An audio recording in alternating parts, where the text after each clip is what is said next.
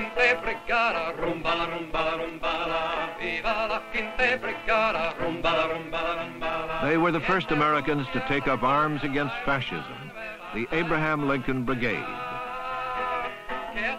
They have been called the conscience of the 30s. They were all volunteers. They all served without pay, or for practical purposes, no pay. They all paid very heavily for their commitments, and over half of them lie buried in Spanish soil. The Spanish Civil War has been called the last great cause. Ernest Hemingway romanticized it in For Whom the Bell Tolls. Writers George Orwell, Andre Malraux, John Dos Passos added their testimony for the Republican cause. The brutality of the war and the terrible new weapons destroyed the idealism. There were atrocities on both sides, and the cynical manipulation of Hitler, Mussolini, and Stalin muddied the issues. To some, it was a war involving democracy, fascism, and communism, all three. To the Catholic Church, it was a war against godless, atheistic communism. To liberal intellectuals, it was the last chance to stop fascism. The war polarized both left-wing and right-wing thought and revealed the self-delusions of passionately held ideologies.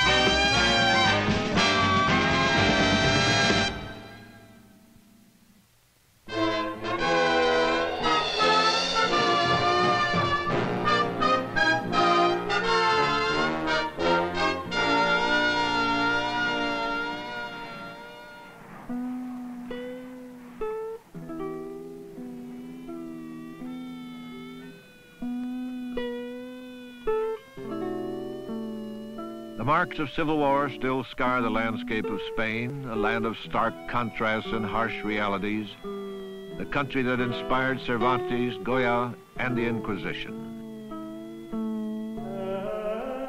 For a millennium, Spain was held tightly in the grip of the Catholic Church, a church so powerful and wealthy that it was a state within a state. The Catholic Church, the army, the landed aristocracy, and the monarchy ruled absolute. Spain's royal family, King Alfonso XIII and Queen Victoria Eugenie, they had lost the support of the people. In 1931, they fled Spain. They left behind a country bitterly divided, half illiterate, and poor. February 1936, the last democratic elections to be held in Spain for 40 years. The Popular Front, a coalition of the left, defeated the conservative National Front. Spain now had a working democratic government for the first time. With left pitted against right, a familiar form of street violence rocked Spain. On the right, the Falangists, or fascists, intensified their terrorism. In June, Calvo Sotelo, leader of the monarchists, threatened the government. If a fascist state means no more strikes, no more disorder, he said, I am proud to declare myself a fascist. July 12th. Calvo Sotelo was assassinated. The rebellion now had its martyr. From Morocco, General Francisco Franco became the spokesman of the revolt. He declared that a state of war existed. The aristocracy and the church called upon the armies of Franco to restore the glory of Spain with a cross and a sword.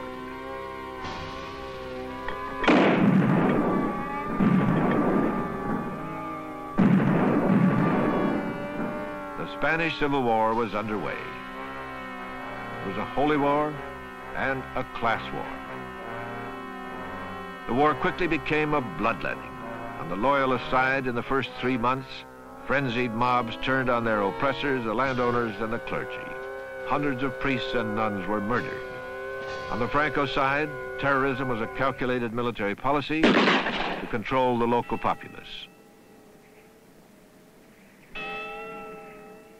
American newsreels could not convey the grief and the horror of this war. I have seen war on land and sea. I have seen blood running from the wounded. I have seen the agony of mothers and wives. I hate war. FDR called for a moral embargo on trade with either side in Spain. Mussolini openly announced his support of Franco. Il Duce, fresh from his Ethiopian victory, sent 70,000 troops to Spain, as well as tanks, artillery, and planes.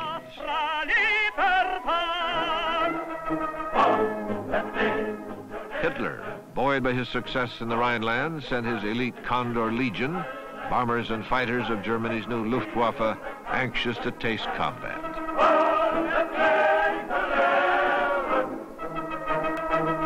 6,000 specialized troops, artillery, tanks, and advisors. The pretext was to crush communism in Spain.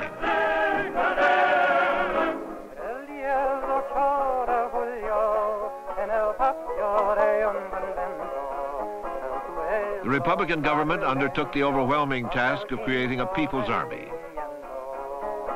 They were high on enthusiasm and courage, but short on training, discipline, and weapons.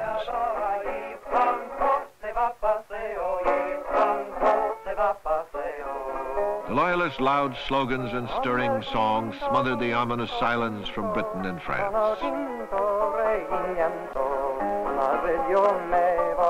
The duly elected Republican government of Spain could not even turn to its democratic neighbors to buy critically needed weapons. The Loyalists were isolated and alone. Conservative French and British politicians and diplomats preferred Franco's discipline and order to Loyalist liberalism and radicalism. They were afraid of antagonizing Germany and Italy and pushed through the policy of non-intervention. It amounted to appeasement. The Anglo-French strategy was to contain the war in Spain.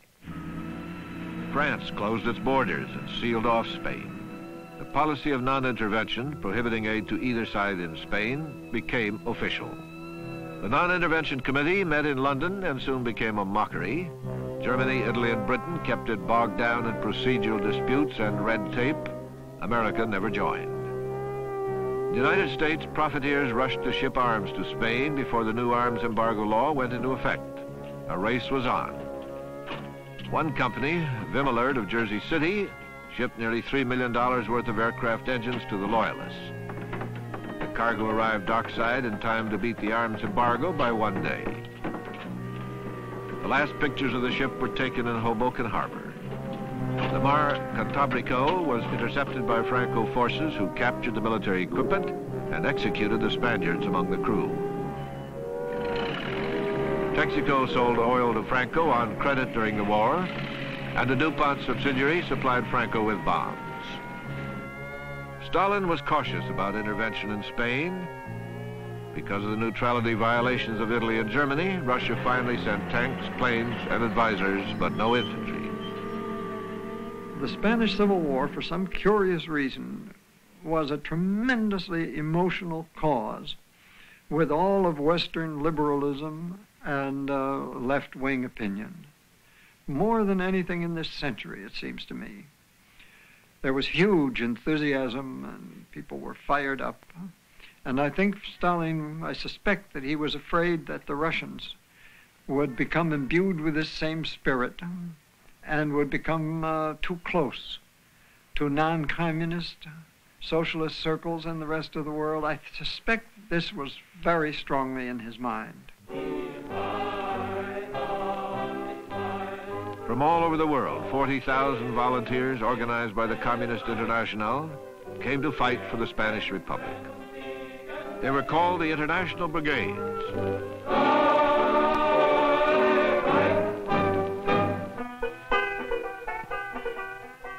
And among them, more than 3,000 Americans, the Abraham Lincoln Brigade.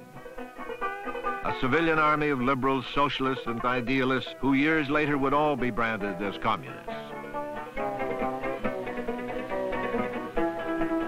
Though largely recruited by the Communist Party, their goal was not revolution. Si me quieres escribir, ya sabes mi paradero. Si me quieres escribir, ya sabes mi paradero. When I first heard about the Spanish Civil War, I sort of sympathized with the Republican or the Loyalist side, but it didn't enter my head to go to fight. But before too long, it became apparent that Hitler and Mussolini had joined that war on the side of Franco, and that it was no longer a question of a simple civil war between Spaniards. Hitler was the epitome of all the things I'd been fighting against all my life. And to become involved in Spain was just another step in the direction which my life had been going. Our biggest problem was the fact that we didn't have sufficient equipment to do our job. On 4 different occasions, the Lincoln Brigade was involved in combat where we had the fascists on the run. And in each case, the assault failed because we simply ran out of ammunition, supplies, and food and water. I was exploring, learning, discovering, experimenting, and I had joined the Communist Party. I didn't take it very seriously. I joined because it was active in labor organization, fighting racial discrimination, fighting fascism, fighting war, and there didn't seem to be anybody else doing much of that. The Democrats certainly weren't, and the Republicans certainly weren't, and the Socialists weren't very effective. The Communist Party was very active and visible at that particular time. And I signed a party application card, and I had never read Das Kapital or State and Revolution or knew that there was such a thing as dialectical materialism. And yet, I guess I could be technically identified as a communist, but ideologically, I was still a Boy Scout. In 1936, the Communist Party joined forces with socialists and liberals to oppose fascism. The official policy conceived in Moscow was called the Popular Front. The party was not preaching revolution in 1936 or 1937. It was preaching opposition to fascism. And the main place that opposition to fascism was taking place in those days, the battle lines were in Spain. In February 1937, the Americans saw their first action in the bloody Battle of Jarama. 40,000 fascist troops, led by tanks and supported by artillery and German aircraft, attempted to cut off the last remaining road out of Madrid.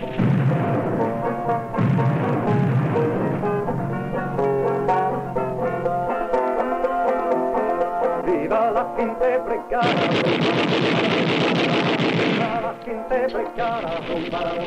The young, green, and poorly equipped Americans were thrown into the counterattack. It was a suicidal mission against overwhelming firepower.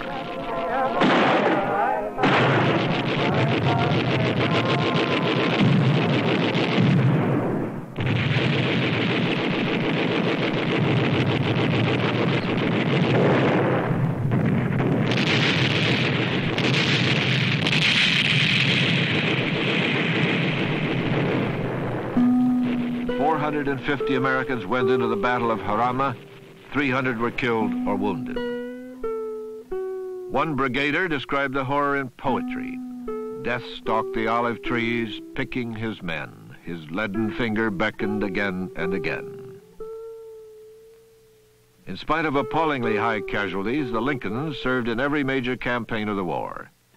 Ernest Hemingway said of them, they fought as well as American fighting men have fought anywhere.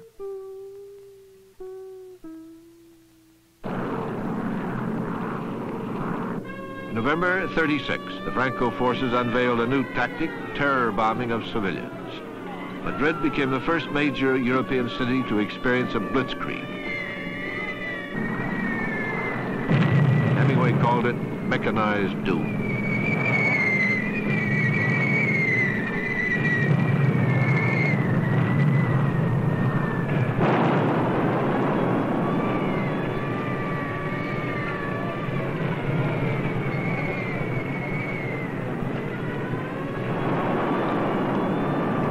The York Times correspondent Herbert Matthews described the horror. It is a terrible moment, he said, when one can hear a bomber directly overhead, knowing its power of destruction and feeling so helpless.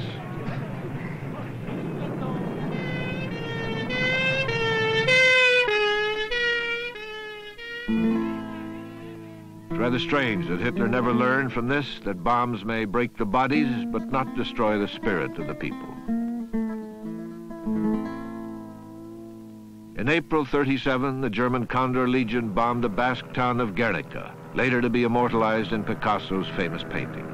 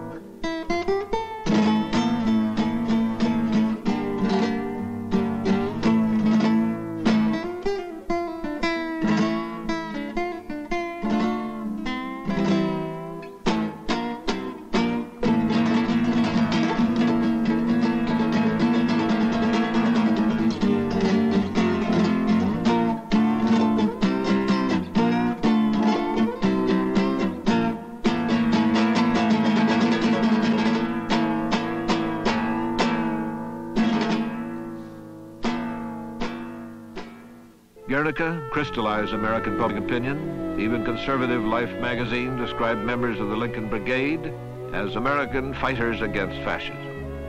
Political youth of Europe and America cried over Spain, rejoiced, got drunk, fell in and out of love over Spain. In Midwest American villages, families split over Spain. It felt like personal conscience on trial. On a Paris street, I met a young friend, Jimmy Lardner, the son of Ring. We will all have to meet this thing somewhere, he said. I just decided to meet it there. He was one of the very last American volunteers to die there. Before Guernica, most Americans were unconcerned about the war in Spain. After the bombing, there was a public outcry against the deliberate slaughter of civilians. In February '38, 3/4 of those expressing an opinion favored the Loyalists. Claude Bowers, the American ambassador to Spain, passionately pro-Loyalist, urged repeal of the arms embargo. But Secretary of State Hull repeatedly ignored Bowers, and as late as May of '37, said there is no evidence of German and Italian military forces in Spain. As President Roosevelt left for a fishing vacation, he was a man in a dilemma. His sympathies were with the Loyalists, but he held back for political reasons. President Roosevelt was much more interested about domestic issues, and part of the New Deal coalition was based on the Catholic support in the large cities of the East, and the Catholic support was on the Franco side in the war. So to support the Loyalists would have been to lose some of his political support and perhaps lose the momentum of the New Deal. While the Catholic Church hierarchy saw the Spanish conflict as a holy war against communist atheism, 1/3 of the Catholic laity were pro-Loyalist.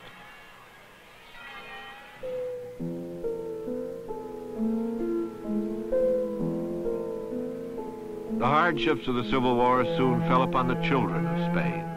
The forces of Franco closed in on all sides in the Republican zone. Distraught parents sent their children to safety.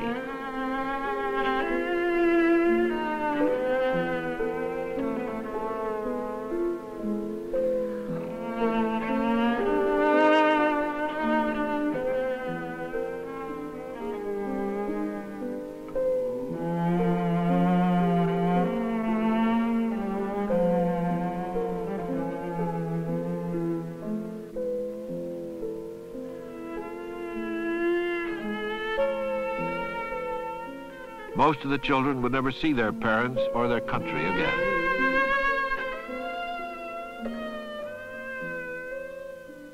They would grow up in exile in Mexico, in Russia, in France.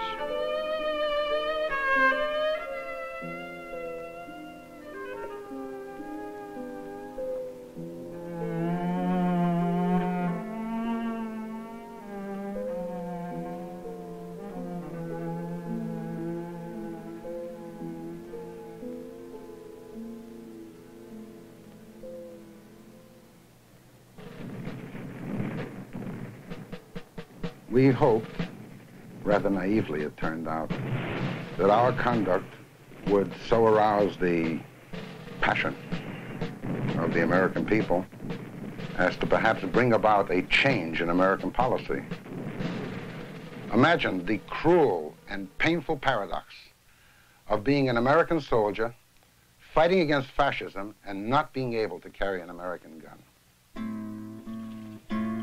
By the summer of '38, the international brigades were demoralized and near exhaustion. While Germany sharply increased weapons shipments, Russian arms were dwindling. For political reasons, Stalin began pulling back from Spain. After the Munich crisis in '38, Russia stopped supplying arms and advisors to the loyalists, and the Spanish government sent the international brigades home in an effort to persuade the League of Nations to order Franco's German and Italian troops to leave. As the brigades left, heralded in a final parade through Barcelona, they were saluted. You can go proudly. You are history. You are legend.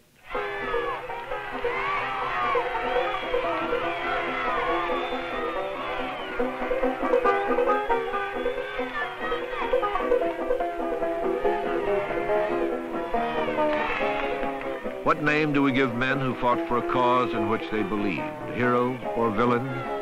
In their lifetime, the brigadesmen would carry both labels and a precious memory. I was very young. I was witness to what I experienced as one of the most glorious pages in human history. Here was a people, almost a whole people, practically alone. They were withstanding the onslaught of world fascism at that time.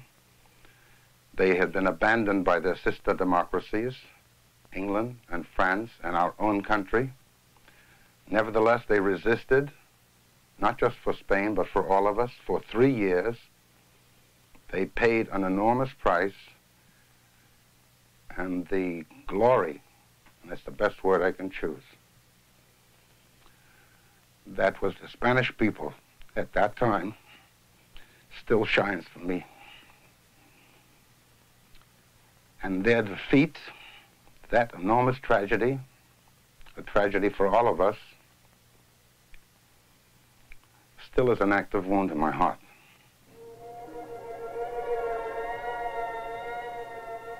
The great exodus began. They numbered 300,000, those who fled to the frontier. In the clenched hands of some, a fistful of Spanish earth. Far away in Washington, President Roosevelt admitted that American policy had been a grave mistake. The Spanish Civil War was a grim tragedy, not only on the battlefields in Spain, but in the diplomatic chambers in France, Britain, and the United States. The world showed Hitler and Mussolini that it was soft, and the dangerous policy of appeasement was born in the Spanish Civil War. Hitler and Mussolini knew that Britain, France, and the U.S. were not ready for war and would do anything to avoid it. While European powers used the Spanish War to test their weapons, the United States used it to test its ability to avoid war. French, British, and American neutrality helped assure that the cause for which most volunteers fought would lose. Democracy in Spain was dead. Franco's dictatorship would last 35 years.